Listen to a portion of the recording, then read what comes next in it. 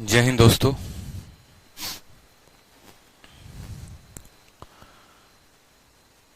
कैसे हैं आप लोग? All okay? चलिए, सभी लाइव हैं।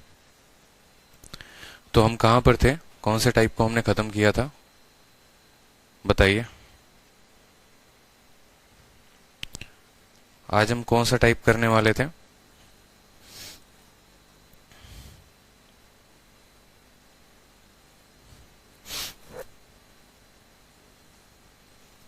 जल्दी से सभी लाइव आ जाइए। जी हाँ, टाइप नंबर 12। ठीक है, टाइप नंबर 12 जो था वो टाइप हम करने वाले थे। इसके पहले के डिसऑनेस्ट शॉपकीपर के टाइप को हमने कर लिया था। बहुत अच्छी बात है। चलो,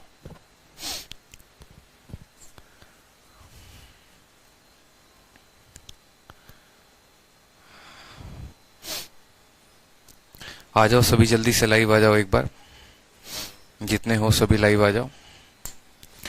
ठीक हो भाई? अभी ठीक हो, कोई दिक्कत की बात नहीं है। All okay?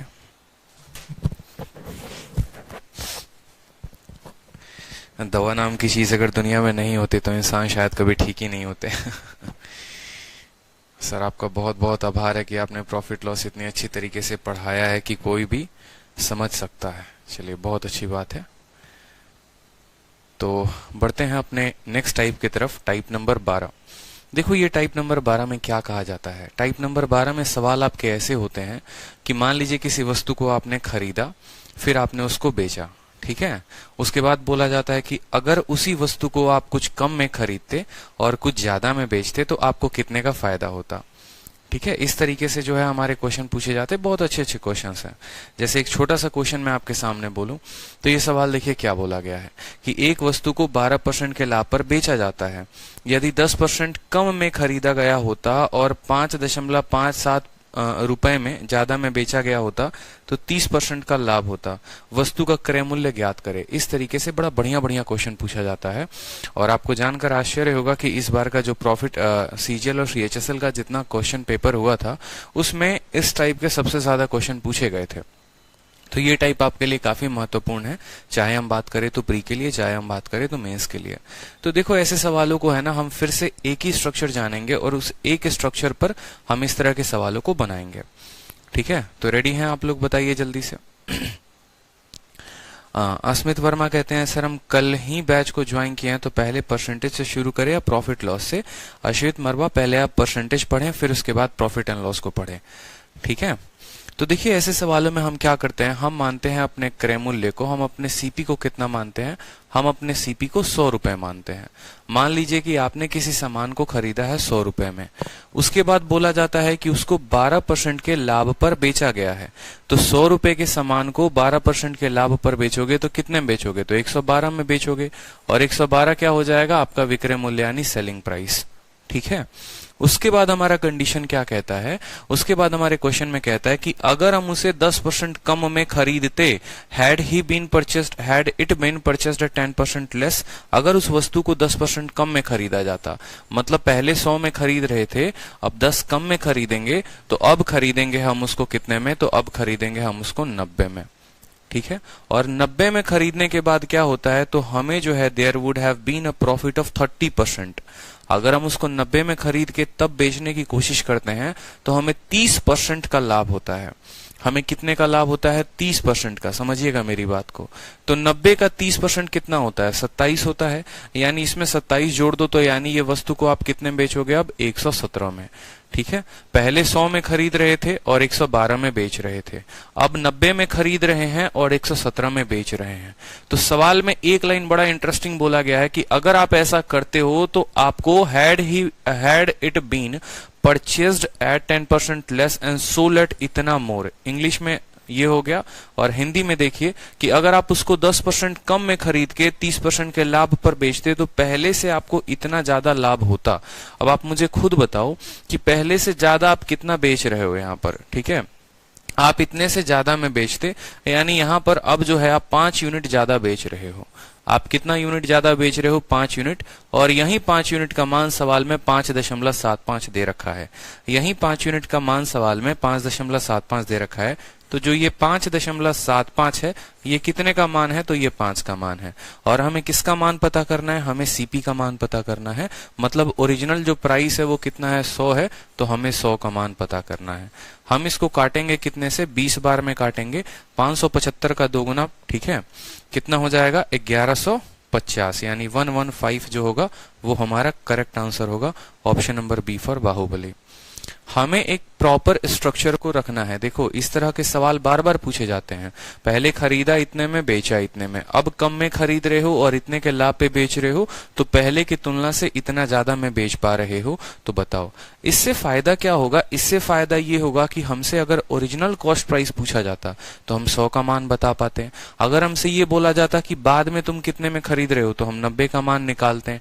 अगर हमसे ये पूछा जाता कि शुरू में आप उस सामान को कितने में बेच रहे थे, तो 112 में, तो हम 112 का मान बताते हैं। बोला जाता कि बाद में कितने में बेच रहे हो, तो 117 में, तो हम 117 का मान निकालते हैं। तो इससे हमें किसी भी टाइप का या कोई भी क्वेश्चन अगर हमसे पूछा जाए तो हम किसी का भी उत्तर दे सकते हैं। ठीक है, कोई कष्ट की बात यहां पर, कोई दिक्कत किसी को, समझ में आया? क्योंकि सवाल में हमसे बोला गया है कि एंड सोल्ड एट इतना मोर, इतना अधिक रुपए में अब बेचा जाता है। पहले 112 में बेचा जाता था, अब 117 में बेचा जाता है। मतलब यही 5 यूनिट का मान सवाल में 5.75 दे रखा है। हर्ष पराशर सक्सेसिव से नहीं हो सकता। इसमें सक्सेसिव का आप कहां से कंसेप्ट लगा लेंगे, ये सवाल ही डिफरेंट है, एकदम अलग ही कंसेप्ट के ऊपर है। तो इसमें आपका सक्सेसिव का कहीं दूर दूर तक जो है अप्रोच लग ही नहीं सकता है। जैसे फिर से उसी तरह के एक सवाल को आप देखिए, फिर से उसी तरह के सवाल को आप देखिए। बोला गया है कि एक व्यक्ति किसी वस्तु को 10% के लाभ पर बेचता है, तो आप बोलेंगे सर उस वस्तु को उसने खरीदा होगा 100 रुपए में और 10 के लाभ पर बेचा, तो बेचेगा कितने में, 110 में। ठीक है, उसके बाद बोलता है कि अगर उस वस्तु को वो 10% कम में खरीदे, मतलब 100 की जगह वो कितने में खरीदेगा, 90 में खरीदेगा, और तब जो है उसको 25% अधिक में बेचे, तो 90 का 25% कितना होता है, 90 का 1/4 यानी 22.5। ठीक है, 90 का आधा 45, 45 का आधा 22.5 यानी 22.5 ज्यादा, तो 112.5 में अब उसको बेचेगा। कोई शक की बात यहाँ पे, पहले खरीद रहा था इतने में, यहाँ पर हम इसको सीपी लिख देते हैं। देखिए एक एक बात लिखते चलिए, कोई दिक्कत की, बहुत आसान है, बहुत आसान है। पहले हम खरीद रहे थे 100 में, बेच रहे थे 110 में, फिर खरीदा 90 में और 25% लाभ पर बेचा, यानी 112.5 में बेचा। ठीक है, 112.5 में बेचा है। कोई दिक्कत की बात यहाँ पे, तो पहले से कितने अधिक में बेच रहे हैं, पहले 110 में बेच रहे थे, अब 112.5 में, इन दोनों का अंतर कितना है, 2.5। और यही 2.5 का मान सवाल में बोला हुआ है, 3 मोर देन द प्रॉफिट बोला गया ना यहाँ पर। ठीक है, and sells at 3 more than the profit, क्या बोला गया, इफ यू बाई एट इतना % less and sell at 3 more than the profit. यदि उसने इस वस्तु को 10% कम मूल्य पर खरीदा एवं 3 रुपए अधिक लेकर बेचा, 3 रुपए अधिक लेकर बेचा होता, 3 रुपए अधिक लेकर बेचा होता, 3 rupees more than the selling price होगा। यहाँ प्रॉफिट वर्ड को हटाइए, यहाँ पर सवाल में प्रॉफिट वर्ड गायब होगा।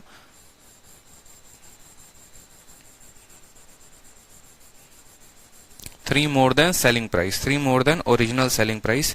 ठीक है, 3 मोर देन एसपी। ठीक है, 3 rupees more than the SP. If you buy it at 10% less rate and sell at 3 rupees more than original SP, there would have been, तो फिर यहां पर बोलेंगे there will be, यहां पर एक वर्ड है there will be 25% profit, there will be 25% profit। Actually जो पीडीएफ आप लोगों की है वो थोड़ी सी गायब हो गई है, तो दूसरी पीडीएफ से मैं करा रहा हूं आप लोग के क्वेश्चंस। इसमें थोड़े से टाइपिंग मिस्टेक हैं, बट आपके क्लास नोट्स में टाइपिंग मिस्टेक नहीं आएंगे, उसकी चिंता की बात मत करो आप। ठीक है, फिर से समझ लीजिए, यहाँ पर 100 का सामान खरीद के 110 में बेचा था, अब 10 कम में खरीदा 90 में, और इसको जो है 30% 25% के लाभ पर बेचा, यानी 112.5 में। कितने का अधिक लाभ हुआ, तो आप बोलेंगे सर 2.5 यूनिट का अधिक लाभ हुआ है सर।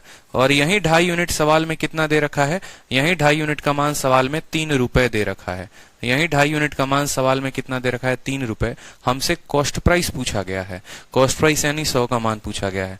तो क्या बोलेंगे, बेटा जो तुम 3 हो, तुम कितने का मान हो, तुम 2.5 यूनिट का मान हो, और कितने का पता करना है, तो 100 यूनिट का मान पता करना है। यहां से उड़ाओ तो यहाँ पर 10 आ जाएगा, 25 से काटोगे तो 4 बार में 40 का 3 गुना कितना आता है, 120 रुपए। तो A4। ठीक है, आओ कभी हवेली पे। बहुत अच्छे, अजहरुद्दीन जो है वो काफी फॉर्म में है और काफी सही उत्तर दे रहे हैं, अच्छी बात है। कुछ बच्चे पूछ रहे थे कि सर यहाँ पर 117 कैसे आया। मेरे भाई पहली बार वो जो बेचता है तो पहली बार उसको कितने के लाभ पर बेचता है, 12 के, तो 100 में 12 जोड़ दो, 112 हो गया। दूसरी बार बेचता है तो 30% के लाभ पर, तो अपने क्रय मूल्य का ही तो 30% लाभ होगा, तो 90 का 30% 27 होता है, यानी 90 में 27 जोड़ो तो 117 में बेच रहा है। ठीक है। अंजलि दुबे कह रहे हैं सर एक ही बार में इस मेथड से आ गया, बहुत अच्छा मेथड है, चलिए बहुत अच्छी बात है। फिर से सवाल को देखिए, एक और सवाल, जब तक आपको क्लियर नहीं होगा ना और जब तक आप धुरंधर नहीं बन जाओगे तब तक इसी टाइप पर मैं क्वेश्चंस कराते रहूंगा, क्योंकि मुझे आपके माइंड में ये टाइप को फिट कर देना है कि आप आज के बाद इस तरह के सवालों को एकदम उड़ा दोगे बिना पेन पेपर के। ठीक है। सवाल में बोला गया है कि एक व्यक्ति किसी वस्तु को 20% के लाभ पर बेचता है, क्या बोलोगे, कैसे लिखोगे? बोलोगे सर वो सामान को खरीदता था पहले कितने में, तो 100 रुपए में खरीदता था, और अब कितने के लाभ पर बेच रहा है, 20% के, यानी वो बेच कितने में रहा है, तो 120 में। ठीक है। अब बोला गया है कि यदि उस सामान को वो 20 रुपए कम में खरीदे, यदि उस सामान को 20 रुपए कम में खरीदे, इससे छोड़ो बाद में देखेंगे, एक छोटा सा और क्वेश्चन मैं आप लोग कराता हूं। मान लो कि पहले कोई इंसान, ठीक है, मान लो पहले कोई व्यक्ति किसी वस्तु को 20% के लाभ पर बेचता था, यानी वो 100 रुपए के सामान को 120 में बेचता था। अब उस सामान को वो 10% कम में खरीद रहा है, यानी अब 100 रुपए के जगह पर वो कितने में खरीद रहा है, 90 में खरीद रहा है, और अब उस सामान को 40% के लाभ पर बेचता है। तो 40% के लाभ का मतलब 90 का 40% होता है 36, यानी वो कितने में बेचेगा, 126 में। तो पहले की तुलना में उसे जो है मान लो 30 रुपए ज्यादा का पहले से 30 रुपए ज्यादा में वो बेच पाता है, पहले से 30 रुपए ज्यादा में वो बेच पाता है, तो बताओ क्रय मूल्य कितना होगा? तो बोलोगे सर पहले से ज्यादा यहाँ पर 6 यूनिट है, और यही 6 यूनिट जो है वो कितने के बराबर है, यही 6 यूनिट जो है वो 30 रुपए के बराबर है, यही 6 यूनिट 30 के बराबर है। फिर से समझिएगा, किसी वस्तु को 100 रुपए में खरीद रहे थे तो 20% के लाभ पर बेच रहे थे, यानी 120। अब उसको 10% कम में खरीदा, यानी 90 में खरीदा। 90 में खरीदने के बाद उसको 40% के लाभ पर बेच रहे हो, यानी 126 में बेच रहे हो आप। तो पहले की तुलना में 6 यूनिट जो है वो ज्यादा बिक रहा है, लेकिन इसी 6 यूनिट का मान सवाल में 30 रुपए दिया गया है और बोला गया है ये 100 यूनिट का मान बताओ। तो बोलो आप क्या बोलोगे, सर ये जो 30 यूनिट ये 30 रुपए है, ये कितने का मान है, 6 का मान है। कितने का बताना है, 100 का बताना है। 6 से काटेंगे 5 बार में तो आएगा आपका 500 रुपए जो था वो इस वस्तु का क्रय मूल्य था। क्लियर हो गया? क्लियर हो गया? यहां पर कोई कष्ट की बात, कोई दिक्कत की बात है यहाँ पे? चलिए अगला सवाल देखिए। अब जैसे मान लीजिए ये सवाल बोला गया है कि एक व्यक्ति एक वस्तु को 20% के लाभ पर बेचता है, तो आपने कहा 100 में खरीदा होगा तो 120 में बेचा होगा। इसमें कोई शक की बात है यहाँ पे कि सर 100 में खरीदा है तो 120 में बेचा होगा। उसके बाद बोला जाता है कि अगर वह उसको 20 रुपए कम में खरीदता है और 20 रुपए कम में बेचता है तो उसको जो लाभ होगा वो पहले से 10% ज्यादा होगा। There would have been a profit of 10% more. पहले कितने का लाभ हो रहा था, 20% का, अब उसको 10% और अधिक का लाभ होगा, यानी अब उसको 30% का लाभ होगा।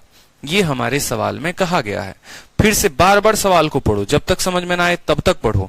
बोला क्या गया है कि पहले उस सामान को 20% के लाभ पर बेच रहा था, अब 20 रुपए कम में खरीदा, 20 रुपए कम में बेचा, तो पहले से 10% ज्यादा का लाभ हुआ। पहले 20 का होता था, अब 10 और ज्यादा होगा, यानी अब 30% का लाभ होगा। तो सामान का क्रय मूल्य बोला गया है। अब बहुत बच्चे गलती क्या करेंगे यहाँ पर, वो गलती ये करेंगे कि बोला गया है 20 रुपए कम, तो 100 में से 20 को घटा के यहाँ 80 लिख देंगे, 120 से 20 को घटा के यहाँ पर 100 लिख देंगे, और फिर यहां पर जाकर सोचेंगे बैठकर कि अब करे तो करे क्या। मेरे भाई ऐसे नहीं होगा, इस तरीके से नहीं करेंगे। इस बात को समझिए। क्यों नहीं करेंगे? क्योंकि ये 100 जो है ना, ये 100x है। एक तरीके से आप मानो तो ये 100x है, ये रेशियो लिया है। आप 100 के जगह 500 भी ले सकते हो, 100 के जगह 1000 भी ले सकते हो, 100 के जगह 10,000 भी ले सकते हो। कभी भी इस यूनिट से रुपए को नहीं घटाया जाता है। मैंने आपको पहले भी बताया था कि जब आप एक वेरिएबल मानते हैं तो उस वेरिएबल से कभी भी पैसे को मत घटा देना। अगर इसमें से मान लो बोला गया है कि अब इसमें से कम खरीदता है, तो आप बोलोगे पहले वो इतने में खरीद रहा था, अब 20 रुपए कम में खरीद रहा है, तो बोलोगे सर वो 100x - 20 में खरीद रहा है। ये होगा आपका ओरिजिनल सीपी। पुराना सीपी क्या था, इतना, अब इससे 20 रुपए कम, यानी ये हमारा सीपी हो गया। फिर उसके बाद बोला जाएगा कि अब जो है इससे 20 रुपए कम में बेच रहा है, तो आप बोलोगे सर अब 120x माइनस 20 में बेच रहा है, इतने में बेच रहा है। समझ गए मेरी बात को, समझे कि नहीं समझे? और इसी का 130% क्या है, ये है। आप ऐसे भी बोल लो, देखो अगर 20 रुपए बोलेगा 20 घटाओ 40 बोलेगा 40 घटाओ 50 बोलेगा 50 घटाओ, क्योंकि एक वेरिएबल से आप एक फिक्स अमाउंट को घटा रहे हो। ठीक है, समझ में आया बात? तो ये हमारा सीपी हो गया, ये हमारा एसपी हो गया। और अब कितने का लाभ हो रहा है, तो अब 10% अधिक का लाभ हो रहा है।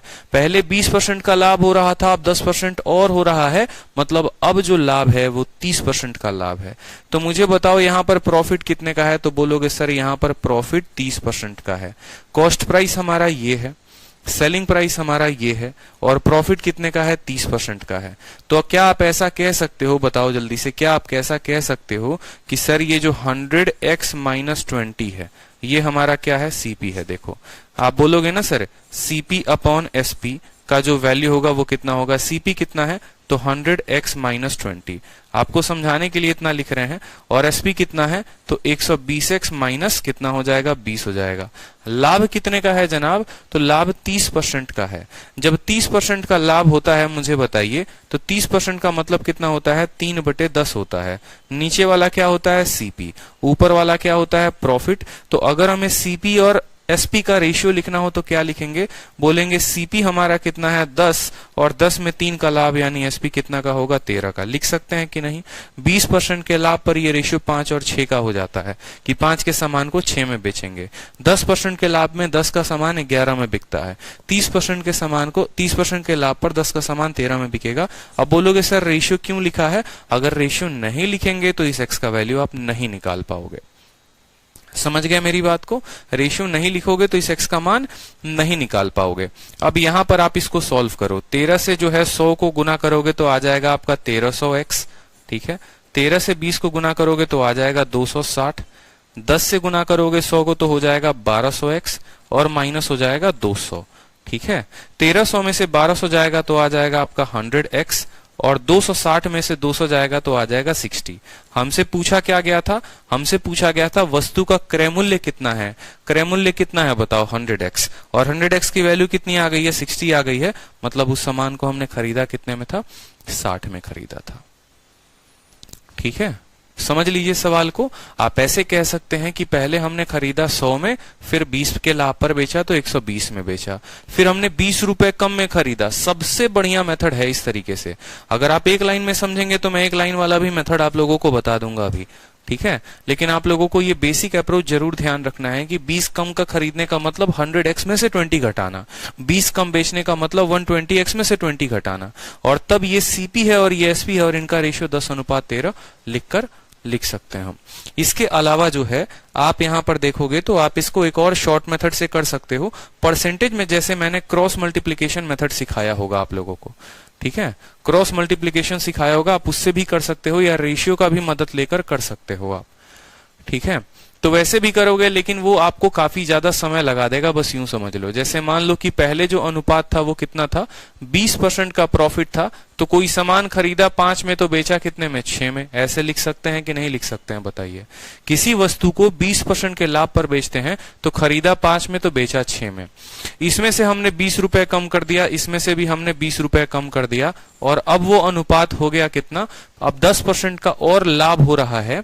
अब 10% का और लाभ हो रहा है तो आप बोलेंगे अब 10 के सामान को हम कितने में बेच रहे हैं, 10 के सामान को हम 13 में बेच रहे हैं। 10 के सामान को हम कितने में बेच रहे हैं, 13 में बेच रहे हैं। आप इसको दो तरीके से यहां से कर सकते हो, एक तो क्रॉस मल्टीप्लिकेशन का मेथड लगाकर, और दूसरा रेशियो का मेथड लगाकर। रेशियो के मेथड से करोगे तो क्या होगा, आप ऐसे समझ लो इस सवाल को कि पहले दो लोगों की जो उम्र थी वो 5:6 थी। अब उनका उम्र का अनुपात जो है वो कितना हो गया है, उनमें से 20-20 कम करने पे उनके उम्र का जो अनुपात है, आप ऐसे समझ लो उनके उम्र का अनुपात हो गया है 10:13। तो ये 5 का मान मुझे बताना है। कभी भी जैसे आप मान लो कि उम्र की बात करो अगर, तो क्या ऐसा हुआ है कभी कि आपके और आपके पापा जो हैं, जब आप पैदा हुए थे मान लीजिए, तब आपके और आपके पापा की उम्र का गैप 25 साल था। आज भी आप देखोगे तो आपके और आपके पिताजी के उम्र का जो अंतर है वो 25 साल ही है। दो लोगों की उम्र का अंतर कभी कम नहीं होता है, हमेशा बराबर रहता है। उसी तरीके से मैंने कहा कि सीपी और एसपी है तो वो 5:6 थे, सीपी और एसपी हो गए 10:13। यहाँ पर 3 का गैप है और यहाँ पर 1 का गैप है, तो पहले इस गैप को बराबर करिए आप। तो यहाँ 3 है और यहाँ 1 है, तो इसको भी 3 बनाएंगे, यानी इसको 3 से गुना करेंगे। तो 5 को 3 से गुना करो तो ये हो जाएगा 15, और जो है 6 को 3 से गुना करोगे तो 18। अब मुझे खुद बताओ यहां पर कितने यूनिट की कमी? 5 यूनिट की। यहां पर कितने यूनिट की कमी? 5 यूनिट की। क्या यही 5 यूनिट का मान सवाल में 20 रुपए दिया गया है?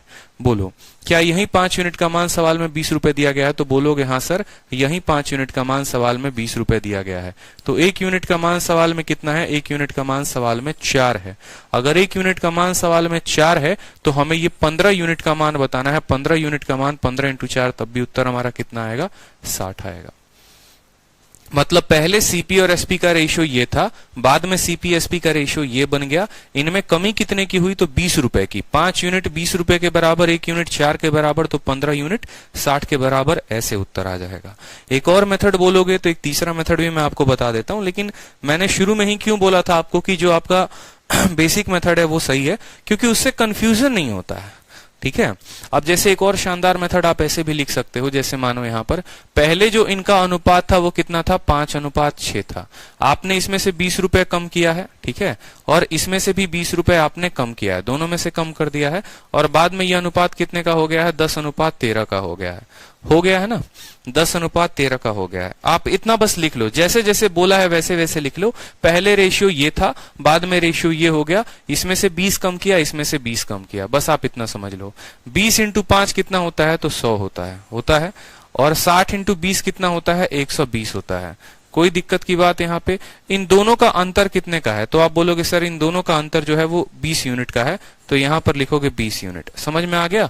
जैसे इसको इसके साथ गुना करो तो 20×5 100 हो जाएगा, 60 को 20 के साथ गुना करो 120 हो जाएगा, 100 और 20 का अंतर कितने का? तो 20 यूनिट आ जाएगा। अब उसी तरीके से यहां पर इसको गुना करो तो 13 × 2 260 हो जाएगा, और 20 × 10 कितना हो जाएगा? 20 × 10 जो है वो 200 हो जाएगा। 260 और 200 का अंतर कितने का है? तो 60 यूनिट का है। तो 20 जो है वो 60 रुपए के बराबर है। आप ऐसे समझ लो, हमें जो है यहां पर 13 दूनी 26 और 200, तो 60 हो गया हमारा। तो 20 यूनिट 60, 1 यूनिट 3 हो जाएगा यहां पर। फिर हम जो है इससे काफी लफड़े में पढ़ सकते हैं।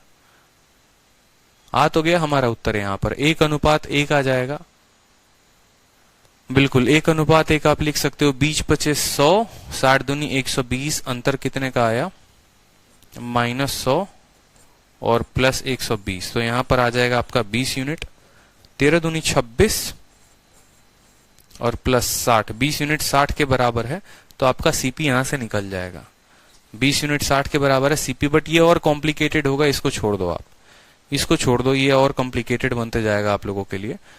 ठीक है, तो उतना नहीं सोचना है। चलिए, जैसे ये सवाल हो गया, फिर से एक और सवाल मैं आप लोगों को दिखाता हूं। एक और सवाल हो गया, देखिए, जैसे एक व्यक्ति किसी वस्तु को 25% के लाभ पर बेचता है। अगर वह उसको 900 कम रुपए में खरीदे और 900 कम में बेचे तो उसको 5% अधिक का लाभ होगा। बताइए इनिशियल कॉस्ट प्राइस जो है वो कितना होगा? इनिशियल कॉस्ट प्राइस कितना होगा? जैसे मानो अगर कोई स्टूडेंट बेसिक से बनाता है तो कैसे बनाएगा? तो बोलेगा कि सर देखो बात ऐसी है कि हम यहाँ लिखते हैं सीपी और हम यहाँ लिखते हैं एसपी। पहले मुझे सीखना है, धुरंधर बाद में बनना है। पहले समझेंगे कि सवाल बनाते कैसे हैं। तो मान लीजिए कोई व्यक्ति किसी वस्तु को 25% के लाभ पर बेचता है, तो बोलेंगे सर पहले वो खरीद रहा था 100x में और बेच रहा था 125x में। कोई दिक्कत की बात? अब 900 रुपए कम में खरीदा है, मतलब अब जो उसकी खरीदारी होगी वो कितने की होगी? तो 100x - 900 हो जाएगी। ठीक है, और जो बेचेगा वो कितने में बेचेगा? तो बेचेगा सर वो 900 कम में। ठीक है, तो बेचेगा वो 125x - 900 में। 125x माइनस कितने में? 900 में। और अब 5% अधिक का फायदा होगा। पहले 25 का फायदा हो रहा था, अब 5 और का फायदा होगा, मतलब अब जो फायदा होगा वो कितने का होगा? 30% का। तो क्या आप ऐसा लिख सकते हैं कि जो आपका CP/SP है वो उसका अनुपात कितना होगा? तो 30%, यानी 10:13। ये CP है और ये SP है, तो यहां पर लिखिए कि 100x - 900, और SP कितना है? तो 125x - 900, और इनका अनुपात कितना है? तो इनका अनुपात 10:13 है। यहां से आपको x की वैल्यू आ जाएगी, तो 100x की वैल्यू आप आराम से बता देंगे। समझ गए मेरी बात को? 5400 आ गया, बहुत अच्छी बात है, सिंपल सा बात हो गया। खरीदा 100 में तो बेचा 125 में। अब यहाँ पर 900 रुपए कम में खरीद रहे हैं। 9 रुपए बोलेगा 9 घटाओ 10 बोलेगा 10 घटाओ 20 बोलेगा 20 घटाओ। यहाँ जितने कम में खरीदा उतने कम में यहाँ पर लिखो। सीपी आ गया आपका, एसपी आ गया आपका, इनका अनुपात कितना है? तो 10:13 है। कैसे 10:13 है? पहले 25 का लाभ, अब 5 और का लाभ, मतलब 30% का लाभ। 30% में सीपी 10 रहता है और एसपी 13 होता है। तो यहां से आप इनको सॉल्व करिए। जब आप सॉल्व करेंगे तो आपको पता चलेगा कि सर 100x की जो वैल्यू है वो कितनी आ रही है? 100x की वैल्यू 5400 आ रही है। ठीक है, तो ये आप बेसिक मेथड से करेंगे तो आ गया। और फिर से इसका जो है रेशियो मेथड मैं आपको बता देता हूं कि रेशियो मेथड से आप कैसे करोगे। सेम एज वाले मेथड पर लेकर इसको चले जाओ। तो जब आप इसको रेशियो मेथड से करोगे तो क्या होगा वो भी देख लो। जब आप इसको रेशियो मेथड से करोगे तो क्या होगा वो भी देखो। अब रेशियो मेथड से मान लो अगर आप करते हो तो बोलोगे सर कोई व्यक्ति पहले किसी सामान को 25% के लाभ पर बेच रहा था, मतलब 4 रुपए के सामान को वो कितने में बेच रहा था? 5 रुपए में बेच रहा था। अब 30% के लाभ पर बेच रहा है। पहले 25 का लाभ था, 5 और का लाभ आ गया, मतलब अब 30% का लाभ हो गया। 30% के केस में यह अनुपात 10:13 का होता है। यहां पर आपको गैप कितने का दिख रहा है? 3 का। यहां पर गैप कितने का दिख रहा है? 1 का। तो क्या आप इस गैप को बराबर करोगे कि नहीं करोगे? अंतर को बराबर करोगे? तो बोलोगे जी सर बिल्कुल अंतर को बराबर करेंगे। तो अंतर को बराबर करने के लिए यहां पर 3 का अंतर है, ऊपर 1 का अंतर है, तो इसको 3 से गुना करो। तो जब 4 को 3 से गुना करोगे तो 12 हो जाएगा, 5 को 3 से गुना करोगे तो 15 हो जाएगा। तो आप बोलोगे ये पुराना खरीद दाम था और ये पुराना बिक्री दाम था। अब ये नया खरीद दाम है, ये नया बिक्री दाम है। कमी कितने की हुई है? 2 यूनिट की। ये 2 यूनिट कितने के बराबर है? 900 के। तो बोलोगे सर ये जो 900 है ये कितने के बराबर है? सर ये 2 यूनिट के बराबर है। ठीक है, हमें जो पता करना है वो कितना पता करना है? तो हमें 12 का मान पता करना है। तो हम यहाँ 12 से गुना करेंगे। तो 12 से गुना करने पर 9 × 6 5400। लेकिन आपको एक बात समझना होगा यहाँ पर, ये आप रेशियो यानी एज वाला मेथड तभी लगा सकते हो जब आपका ये 900 और 900 बराबर होगा। अगर ये 900 और 900 बराबर नहीं हुआ, जैसे आपके सीपी में 500 रुपए की कमी की गई है और एसपी में 400 रुपए की कमी की गई है, तो उस केस में आपका ये रेशियो फेल हो जाएगा। क्योंकि उस केस में क्या होगा यहाँ पर कि यहाँ वाला 2 यूनिट 900 के बारे में बताएगा और यहाँ वाला 2 यूनिट मान लो 500 के बारे में बताएगा। तो आप कंफ्यूज हो जाओगे कि आप किसको लो, ओरिजिनल वैल्यू, और आपका उत्तर आएगा नहीं। इसीलिए मैंने क्यों कहा कि ये रेशियो मेथड हमारा आसान है, ये हमारा सबसे बढ़िया है, क्योंकि इसमें कोई फर्क ही नहीं पड़ता। मान लो कल के दिन कोई व्यक्ति जो है 10 रुपए कम में खरीदता है और 20 रुपए कम में बेचता है, तो यहाँ 10 घटाना, यहाँ 20 घटाना, यहाँ 10 घटेगा 20 घटेगा और यहाँ इनका रेशियो लिखकर उत्तर दे देना। लेकिन अगर यहाँ पर जो है सोचोगे कि इसका यूनिट हम 10 के बराबर करें, इसका 20 के बराबर, तो ऐसा संभव नहीं है। ऐसा संभव नहीं है। ये शॉर्ट ट्रिक तभी लग सकता है जब ये दोनों यूनिट जो हैं ये बराबर होंगे। 900 लेस और 900 लेस होगा। अगर कल के दिन यहाँ 900 लेस ये रहा 1900 लेस हो जाए तो आप इससे नहीं लगाएंगे, इस बात का ध्यान रखेंगे। तो होता क्या है कि जनरली पेपर में अपने को सारे तरीके आना चाहिए। ठीक है, मैंने तो जैसे आपको कहा कि बेसिक से आप बना लो, लेकिन अगर आपको जो है, अगर मान लो कल के दिन पेपर में ऐसा ही डेटा मिल जाता है जहां पर सीपी में भी उतनी ही की कमी की गई है जितना एसपी में, तो आराम से रेशियो लगाओ और उत्तर लेकर आओ, कोई दिक्कत की बात नहीं है।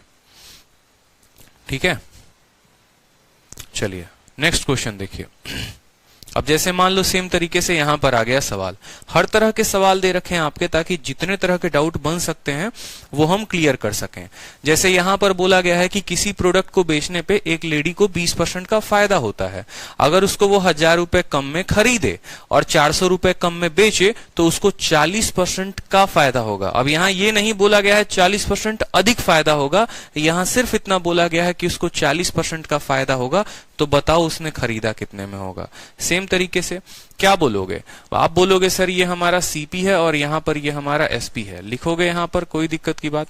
पहले सामान को कितने में खरीद रहे थे? तो बोलोगे सर पहले सामान को हम 100x में खरीद रहे थे।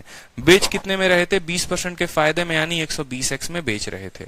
अब सामान को कितने कम में खरीदा हमने? तो अब सामान को हमने 1000 कम में खरीदा। तो इतना लिपापोती ना करके सीधा का सीधा ऐसे लिख सकते हो।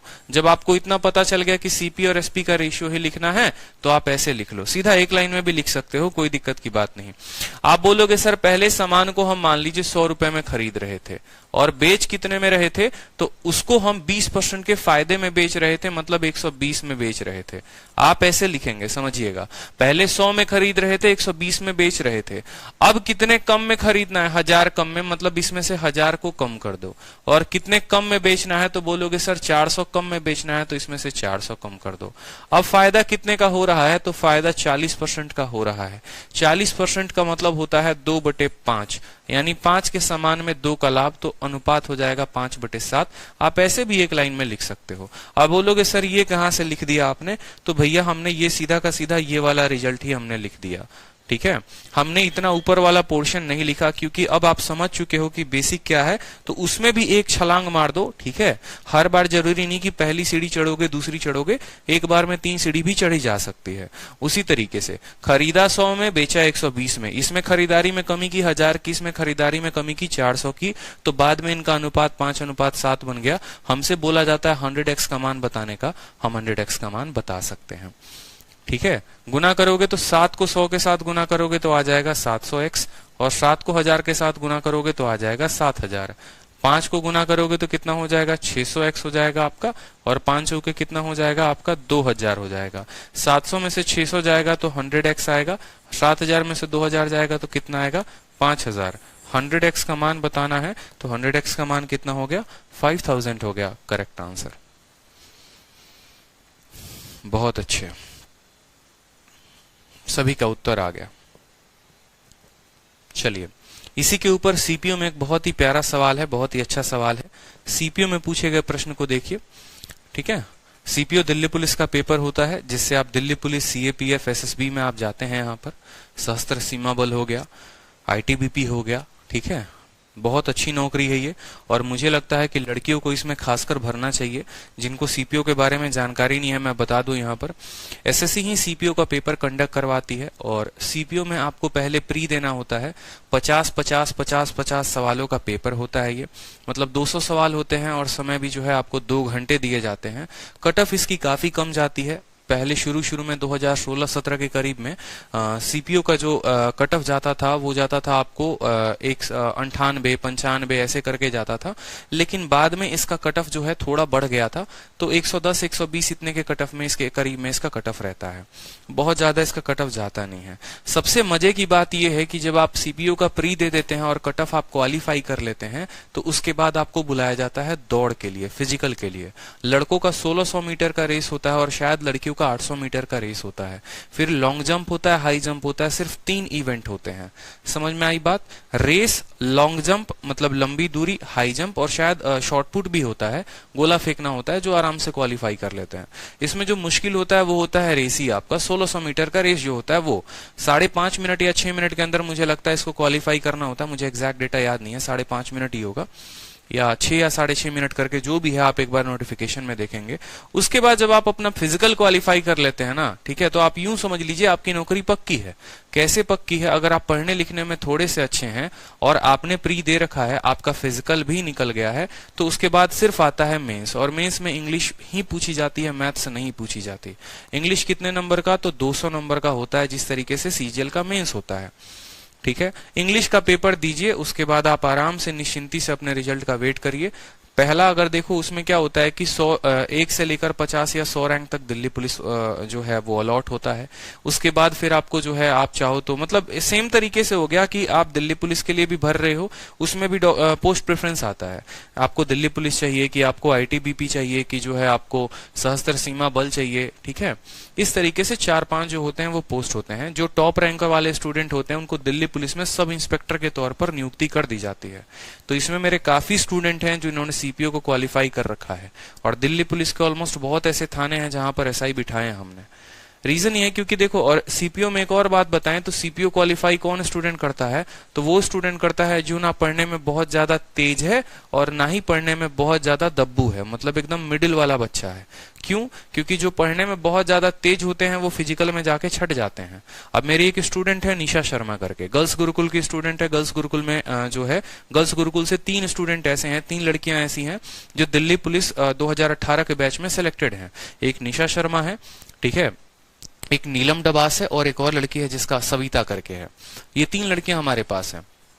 अब 3 लड़कियों में अगर आप बात करोगे तो दोनों तीनों की जो है वो दिल्ली में ही है, कोई किसी थाने में है, कोई किसी थाने में है। तो ये पढ़ने में बहुत अच्छी लड़कियां नहीं थी। निशा शर्मा की अगर मैं बात करूं तो निशा का जो है ये नीलम डबास का सीजीएल का प्री तक भी क्वालिफाई नहीं हुआ था। वो लड़की सीजीएल का प्री तक भी क्वालिफाई नहीं कर पाई थी, लेकिन सीपीओ में वहीं देखोगे तो ऑल इंडिया रैंक जो है उसका 57 था, क्योंकि इसमें बस प्री क्वालिफाई किया। पतली दुबली लड़की थी, भागने में बहुत तेज थी, भाग निकली, रेस निकाल लिया उसने, और मेंस में इतना आसान पेपर आया था इंग्लिश का कि उसके 192 नंबर आए थे 200 में, और उस समय एवरेज स्कोर ही 180 का था। तो उसके बाद उसका फाइनल स्कोर काफी अच्छा बन गया और उसको दिल्ली पुलिस मिल गया।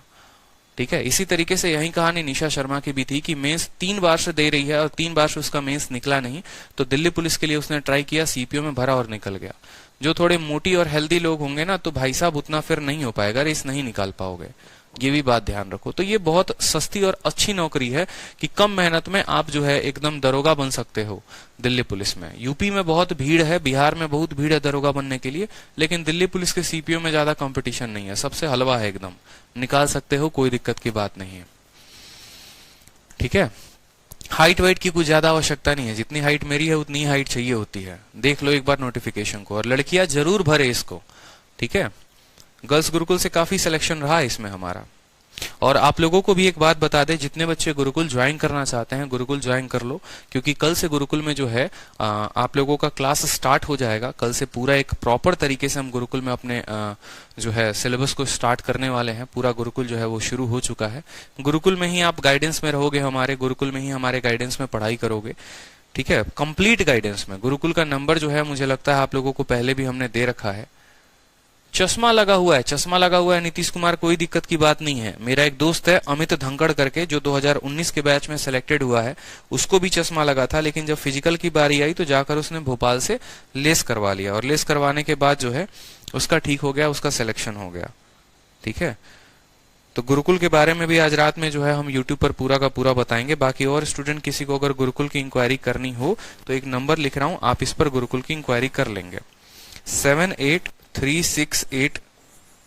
ठीक है, 7836884000। ये नंबर नोट कर लो, इस पे गुरुकुल की इंक्वायरी आप कर सकते हो, 7836884000। ये हमारा गुरुकुल का ऑफलाइन है, जहां से कल जो है पूरा का पूरा ऑफलाइन बैचेस स्टार्ट होने वाला है। रहना भी यही है, खाना भी यही है, पढ़ना भी हमारे गाइडेंस में ही है।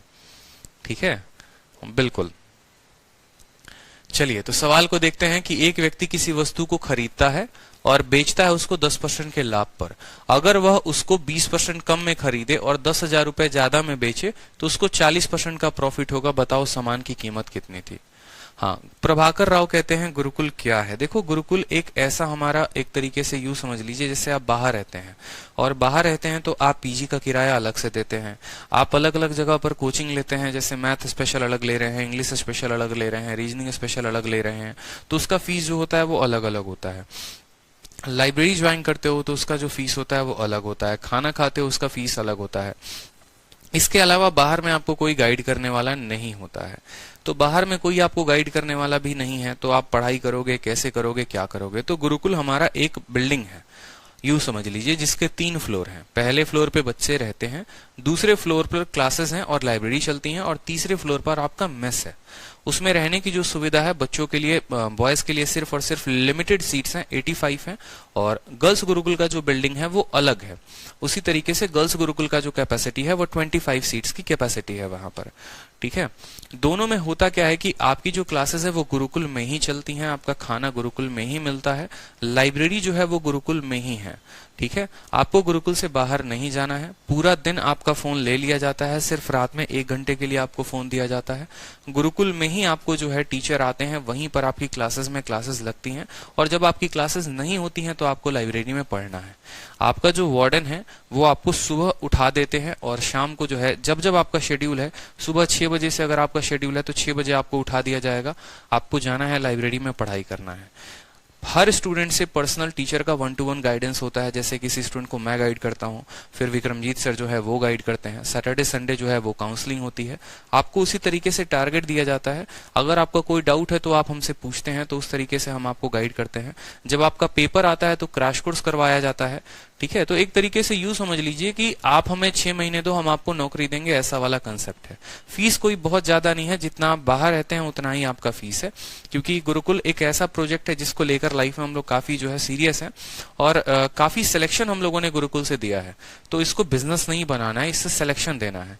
बाहर जितना मुखर्जी नगर का फीस है 9,000 रुपए, 8,000 से 10,000 तक जो फीस होती है वही गुरुकुल की फीस है। जो स्टूडेंट कोचिंग लेना चाहता है उसकी फीस 11,000 रुपए है पर मंथ, और जो स्टूडेंट कोचिंग नहीं लेना चाहता, सिर्फ हमारे गाइडेंस में पढ़ना चाहता है, गुरुकुल में रहना है, खाना है, लाइब्रेरी ज्वाइन करना है, तो उसकी फीस 9,000 रुपए पर मंथ है। ठीक है, 2,000 रुपए एक्स्ट्रा उन बच्चों के इसीलिए लगते हैं क्योंकि उनके लिए हमें बाहर से टीचर बुलाना पड़ता है। जीएस स्पेशल हो गया, मैथ स्पेशल हो गया, और बहुत सारी चीजें हो गई जो हमें कराना पड़ता है, इस वजह से जो है वो फीस है। ये गुरुकुल आपका दिल्ली में है, और यही दिल्ली गुरुकुल में ही मैं रहता था। ठीक है, और वहीं पर जो है मेरी क्लासेस चलती हैं रात में। इसी तरीके से बाकी टीचर्स की भी क्लासेस चलती हैं, और आप हमारे गाइडेंस में ही वहां पर तैयारी करते हैं। तो कल से गुरुकुल का स्टार्ट होने वाला है बैच। नंबर जो आपको दिया उस पर आप इंक्वायरी करके बाकी चीजें आप उस पर पूछ सकते हो, किसी को कोई भी डाउट हो तो। ठीक है, चलो सवाल देखो एक बार। गुरुकुल बहुत बेस्ट अपॉर्चुनिटी है आप लोगों के लिए। अगर आप चाह रहे हो, सोच रहे हो कि 2 साल से तैयारी कर रहे हैं सर, गाइडेंस है नहीं, निकल नहीं रहा है, तो आराम से आपके लिए गुरुकुल है, खुला है, आइए। और बहुत लिमिटेड सीट्स बचे हुए हैं, इस बात का भी ध्यान रखें। जहां पर भी आपको कोई भी दिक्कत आएगी, मैं हूं पर्सनली आपको गाइड करने के लिए वहां पे, तो उसके लिए आपको परेशान नहीं होना है। अब बोला गया है एक व्यक्ति किसी सामान को 10% के फायदे में बेचता है। तो मान लीजिए ये हमारा सीपी हो गया और ये हमारा एसपी हो गया। ठीक है, 10% के फायदे में बेचता है, और बोला गया है कि 10% के फायदे में, तो आप बोलेंगे कि सर खरीदा कितने में था, तो मान लीजिए 100 में, बेचा कितने में, तो 120 में। ठीक है, सॉरी 10% का फायदा है ना, तो 110 में। उसके बाद बोला गया है कि अगर वो उसको 20% कम में खरीदे, मतलब 100 के सामान को वो कितने में खरीदे, 80 में खरीदे, और उसको 10,000 रुपए ज्यादा में बेचे, तो उसको प्रॉफिट होगा 40% का, प्रॉफिट 40% का। 80 का 40% 32 होता है, यानी यहां पर 122 में उसको बेचेगा। ठीक है, और कितने मोर की बात हुई है, सोल्ड इट फॉर 10,000 मोर। पहले 110 में बेच रहा था, अब 122 में बेचेगा, यानी कितना यूनिट, 12 यूनिट। यही 12 यूनिट का मान सवाल में कितना दे रखा है, 10,000 दे रखा है। ठीक है, यही 12 यूनिट का मान सवाल में 10,000 दे रखा है। समझ में आई बात? यही 12 यूनिट का मान सवाल में कितना है, 10,000 है। तो हमसे कितने यूनिट का मान पूछा गया है, हमसे 100 यूनिट का मान पूछा गया है। क्या आप बता सकते हैं, बताइए। पहले सामान पे 10% का लाभ था, तो 100 के सामान को 110 में बेच रहे थे। फिर उसके बाद आपने 20% कम में खरीदा, मतलब 80 में खरीदा। 40% का फायदा हुआ, मतलब आप इसको 122 में बेच रहे हैं। ठीक है, पहले से कितना अधिक में बेच रहे हैं, 12 यूनिट। यही 12 यूनिट का मान सवाल में 10,000 है। तो आप ऐसा कह सकते हैं कि सर ये जो 10,000 रुपए हैं, ये 12 का मान है, हमें कितने का मान बताना है, 100 का। क्या बता पाएंगे आप यहाँ पर, बताइए।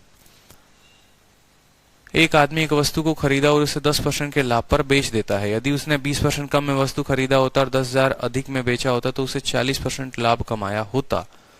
8 चौके 32,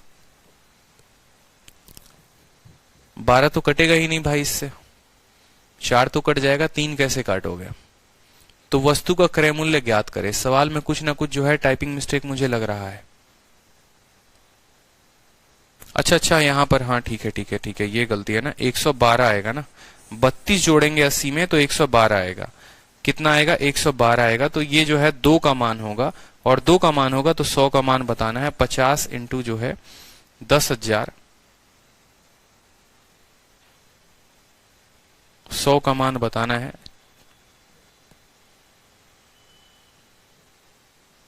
बहुत अच्छी बात है। उत्तर में एक और जो है 0 लगा दो यहाँ पर। 4 और 1 5 0 आएगा ना यहाँ पर, ये 5 0 जो होगा वो हमारा आंसर होगा। ठीक है, सीपीयू का क्वेश्चन है बिल्कुल। चलो अगला सवाल देखो। अगला सवाल है क्वेश्चन नंबर 96।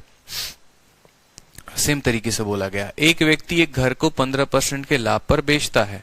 ठीक है, अगर वो उसको 25% कम में खरीदे और उसको 60 रुपए जो है वो कम में बेचता है, तो उसको लाभ होता है 32% का। बताओ सामान का जो है कितना क्रय मूल्य था। बना लेंगे आप लोग इस सवाल को, बना लेंगे आप लोग। पीछे वाले क्वेश्चन में अगर करेक्ट करना चाहते हो तो या तो इस 10,000 को जो है इसको 1,000 बना दो, तो आपका उत्तर 50,000 होगा, और नहीं तो इसको 10,000 रखोगे तो उत्तर आपका इस अकॉर्डिंग आएगा। एक काम करो ना, इसको 10,000 को 1,000 बना लो। अब ठीक है, बहुत बच्चों को कष्ट हो रहा है, नहीं सर हम नहीं बदलेंगे अपने उत्तर को, तो 10,000 को छोड़ के उसको 1,000 कर लो।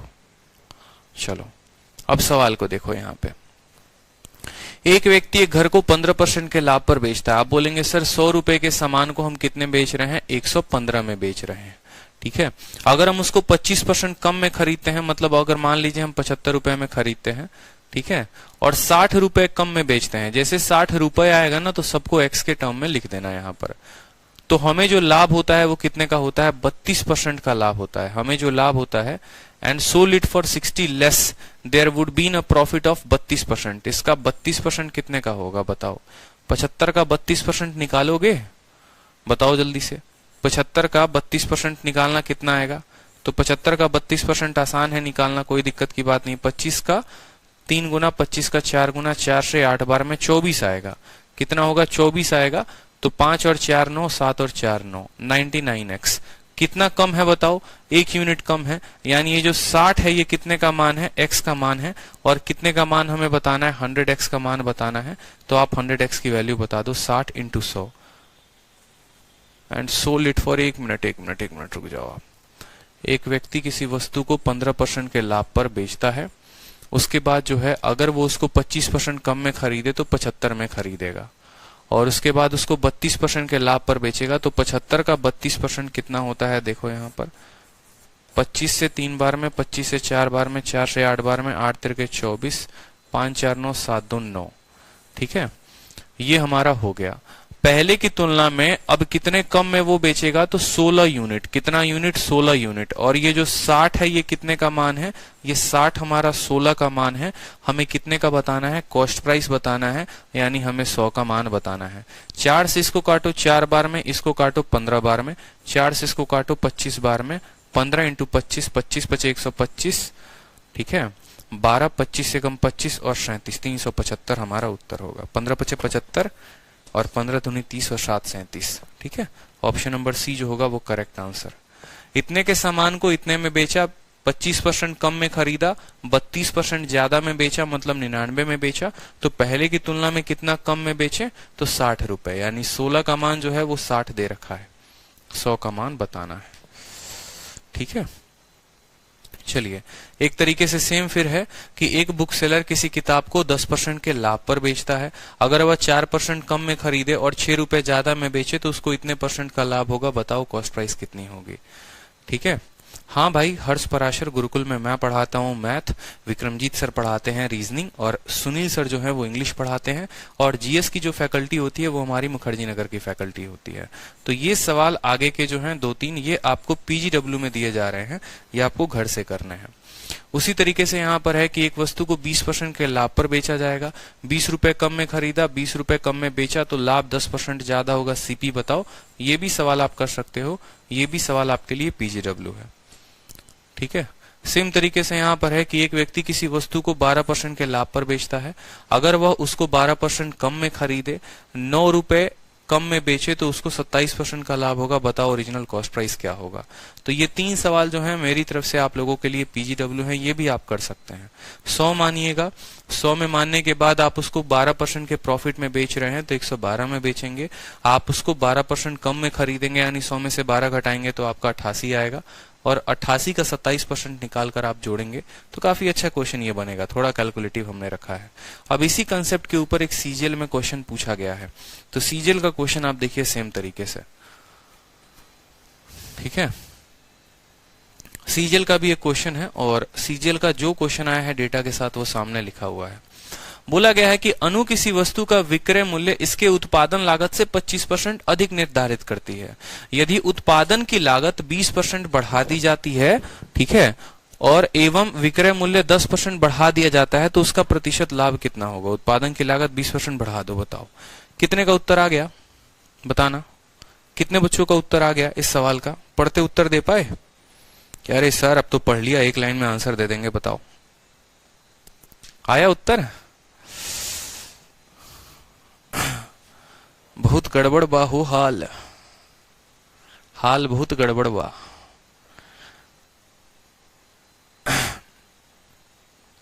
सर सीएचएसएल में कितना लाइफ के मैथ क्वेश्चन आते हैं, कितने लेवल के?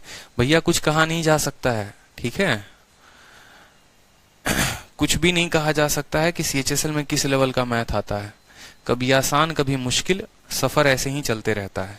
देखो यहाँ पर सीपी हो गया और ये हमारा क्या हो गया, एसपी हो गया। समझ गए? बूझे कि नहीं बूझे? बूझ गए ना। तो सीपी और एसपी बहुत शानदार। हमारे हर्ष पराशर का उत्तर और दिव्या गुप्ता जो है, दो बच्चे हैं जिन्होंने एकदम सबसे पहले एकदम 1 सेकंड के अंदर उत्तर दे दिया है। चलो बाकी बच्चे अभी भी उत्तर निकाल रहे हैं। तो अनु ने अपने सेलिंग प्राइस को फिक्स किया कितना? क्रय मूल्य से 25% ज्यादा। क्रय मूल्य से 25% ज्यादा मतलब सामान खरीदा होगा 100 रुपए का, तो बेचा होगा कितने में? 25% ज्यादा यानी 125 में। मर्जी हो तो एक्स लिख लो, मर्जी हो तो मत लिखो, कोई दिक्कत की बात नहीं। रुपए का कहीं पर जिक्र नहीं है तो मत ही लिखो, ठीक है। तो सामान खरीदा 100 में तो अंकित किया 25% ज्यादा यानी 125 में। अगर अपने दाम को वो 20% बढ़ा दे, कॉस्ट ऑफ प्रोडक्शन 20% बढ़ जाए, मतलब अब सामान उसको 100 रुपए में ना मिलकर 120 में मिलेगा, ठीक है। तो उसके बाद वो अपने सेलिंग प्राइस को भी 10% बढ़ा देती है। सेलिंग प्राइस को 10% बढ़ा देती है। 125 का 10% कितना होता है? 12.5। तो यहां पर अब जो है इसको 137.5 में बेचेगी। अब ये मत पूछना सर ये कहां से आया। ऐसे आया भैया, इसका 10% बढ़ा गया है इसमें। 125 का 110% है ये। क्यों बोला गया? जैसे इसका क्रय मूल्य बढ़ा है उसी तरीके से इसका विक्रय मूल्य भी बढ़ा है। क्रय मूल्य में 20% बढ़ाए हो तो इसमें 10% बढ़ाओ। किसी भी संख्या का 10% उसको 10 से भाग कर दो, 12.5 हो गया। 12.5 इसमें जोड़ दो, 137 आएगा। तो बोला गया है अब बताओ कितने का लाभ है। यही बोला गया है कि बताइए अब उसका लाभ कितने का है। तो 120 के सामान को लड़की 137.5 में बेचती है, लाभ कितने का है? तो 17.5 रुपए का लाभ है। कितने के ऊपर है? तो 120 के ऊपर है। तो 120 इंटू हमारा हो जाएगा यहाँ पर 100। जीरो से हमारा जीरो खत्म, कट्टम कुटाई खेल लो। 12 से काटोगे तो यहाँ पर, ठीक है, कुट पाएगा यहाँ पे, देखो कटेगा। 2 से काटोगे 6 बार में, 2 से काटोगे 5 बार में। या एक काम करो ना, 175 को 10 के साथ गुना करो, 17.5 को 10 के साथ गुना करो तो आ जाएगा तुम्हारा 175/12। फिर आ जाएगा 12 एकम 12, हो जाएगा तुम्हारा 12 5 55, 12 चौके 48, ठीक है। 14 पॉइंट कौन सा दिख रहा है? 14.6% जो होगा वो हमारा आंसर होगा। 14.6% इज द करेक्ट आंसर, ठीक है। तो ये वाला टाइप हमारा खत्म होता है, टाइप नंबर 12 खत्म, खलास, फिनिश। अब हमारा है टाइप नंबर 13। टाइप नंबर 13 में जो है question based on 2 article case है। ये भी बड़ा प्यारा और खूबसूरत सा टाइप है। ये भी टाइप को कल हम लोग कवर कर लेंगे। आज की क्लास में तो नहीं हो पाएगा, इसको हम लोग कल कवर करेंगे, जहां पर आप एक टेबल को भी बेचते हो और एक किताब को भी बेचते हो। टेबल पर आपका प्रॉफिट होता है। ये आपका मेंस लेवल का क्वेश्चन है, ये क्वेश्चन प्री में नहीं आते हैं, ठीक है। ये क्वेश्चन आपके मेंस में पूछे जाते हैं टाइप नंबर 13। तो जिन्हें मेंस की तैयारी करनी है वही यहां से देखेंगे, जिन्हें नहीं करनी वो भी देखेंगे, क्योंकि कुछ भी हो सकता है। ये सवाल मेंस में भी आ सकता है, प्री में भी आ सकता है। और फिर इसके बाद एक टाइप बचेगा एलिगेशन। मतलब कुल मिलाकर अब आपके 13 सवाल रह जाते हैं जो कल की क्लास में खत्म हो जाएगा। तो कल आपका प्रॉफिट लॉस खत्म, उसके बाद हम शुरू करेंगे डिस्काउंट। डिस्काउंट के खत्म होने के बाद हम नया चैप्टर भी शुरू करेंगे। हाँ जी बिल्कुल। किसी का कोई जो है दुख है तो बताओ। दीनानाथ कहते हैं सर मेरी भी सुनिए। बिल्कुल दीनानाथ, आपकी बात सुनी जाएगी, बताइए आप क्या कह रहे हैं।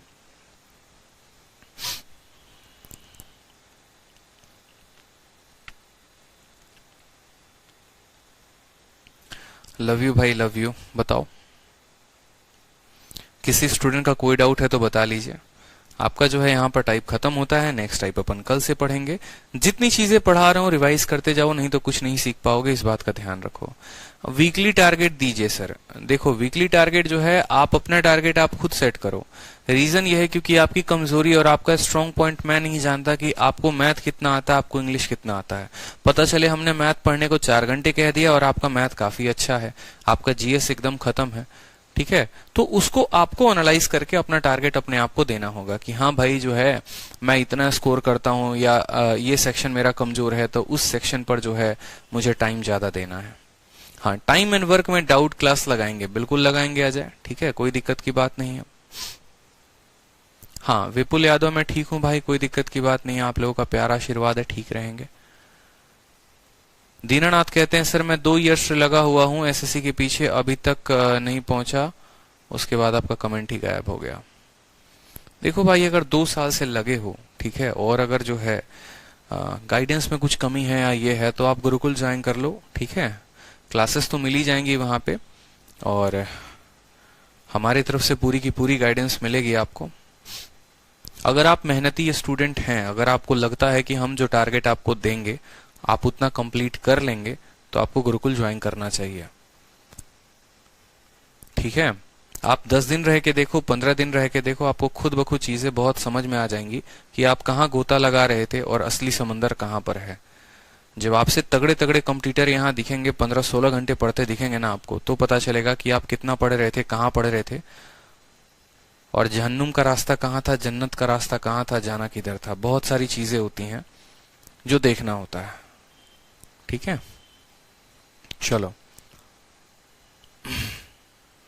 अंकुर राणा, शीट 2 नहीं होगा क्या सर? प्रॉफिट लॉस में एक ही शीट है भाई, शीट 2 की बात ही नहीं है। सिर्फ परसेंटेज में मैं 2 शीटें देता हूं, बाकी हर टॉपिक में एक शीट होती है। चलिए, हाँ, गुरुकुल का टाइम लिमिट और कांटेक्ट नंबर मैंने दिया तो था आप लोगों को अभी। और टाइम लिमिट ऐसा कुछ भी नहीं है, देखो टाइम लिमिट का कुछ भी ऐसा कोई सीन नहीं है कि आपके साथ कोई कॉन्ट्रैक्ट है या कुछ है।